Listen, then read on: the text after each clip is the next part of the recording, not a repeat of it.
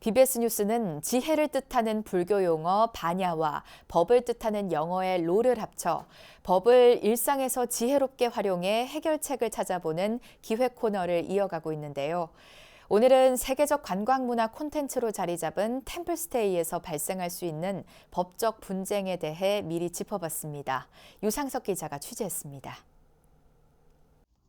2년 넘게 이어진 코로나19 사태는 여행이나 휴가의 트렌드마저 바꿔놓았습니다.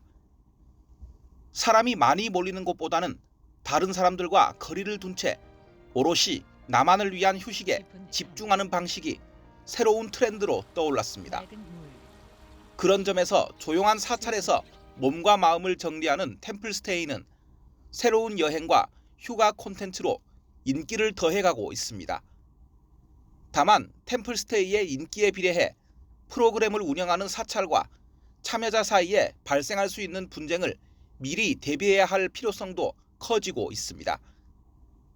우선 템플스테이를 예약한 뒤 이용객이 코로나19에 감염되거나 사찰에서 확진자가 발생해 프로그램을 진행할 수 없게 됐을 때 법적 분쟁은 어떨까?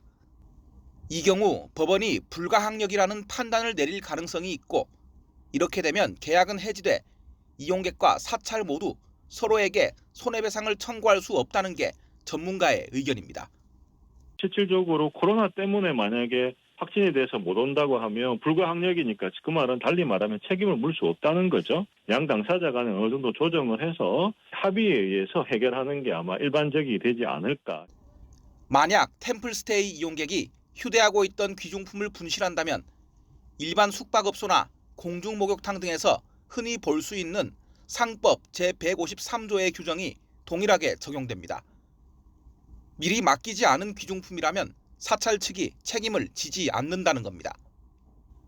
깊은 산 속에 있는 사찰의 특성상 뱀이나 벌 등을 마주해 생길 수 있는 안전사고는 어떻게 대처해야 할까? 이 경우 템플스테이 이용자가 사찰에 무조건적으로 책임을 묻는 건 적절하지 않다는 게 법조계의 대체적 의견입니다. 예를 들어 특정한 구역에 뱀이 만약에 자주 출몰 한다든지 아니면 특히나 이제 위험한 말벌 같은 것들은 사실은 굉장히 조심해야 되지 않습니까? 그런 말벌집이 있다든지 만약에 그렇다 그러면 그 지역에는 그런 곳으로는 가지 말아든지 또 내지는 어떤 뱀을 조심하라든지 하는 이제 표시라든지 아니면 안전장치 같은 것들을 해서 물론 사찰 측이 템플스테이 참여자들을 보호하기 위해 최선의 노력을 다해도 산불 등의 화재나 시설물 파손으로 인한 예상치 못한 사고가 발생할 가능성도 있습니다. 템플스테이 활동 중에 발생할 수 있는 안전사고 그리고 이로 인한 법적 분쟁을 대비하기 위해 사찰을 비롯한 행사 주최 측에서 행사보험에 가입한다거나 이런 식의 대비를 해놓는 게 방법이 될 수 있습니다. 만에 하나 발생할 수 있는 분쟁에 미리 대비한다면 템플스테이는 더욱 안전하고 편안한 휴식이 될 것입니다. BBS 뉴스 유상석입니다.